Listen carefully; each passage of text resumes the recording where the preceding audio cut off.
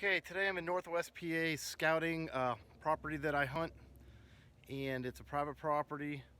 I have permission for a couple private landowners right here in the same area that adjoin each other. And this particular property had a couple nice bucks on it last year that I wasn't able to get on.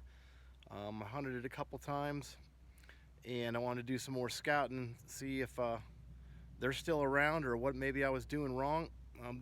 This particular piece is about 40 acres that has been logged out, and then the properties that are on the outside edges of it haven't been logged in several years. This one's been 3 or 4 years ago. It's probably 10 or more for the other ones. So you have different successions of timber growth in here, which creates transition zones and edge, and that's a great place to hunt.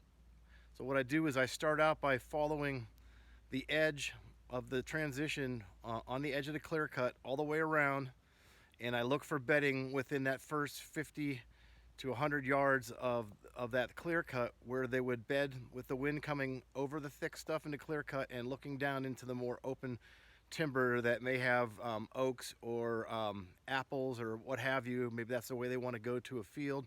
Regardless, a lot of times that's what they're going to do. They're going to bed with the wind coming over their back in the thicker stuff right on the edge where they can look into some more open timber, and that's how they stay safe. I didn't find a lot of good buck sign, big buck sign at least, along the edge, the first edge that I went down, so I started following some trails in about the first 50 to 100 yards, and I noticed there was a lot of hemlocks in here, a lot of high spots, and started finding a lot of bedding on these humps in here, where off to my west over here, there's a hill, and I'm finding beds just on this side of the hill. So I would say with the west wind, there would be bedding here, and there's some clusters of beds that are over here. It tells me that there's does, because they're always going to bed in groups of 2 or 3, and they're going to face different directions. And then there's a couple single beds, like I found just right up here.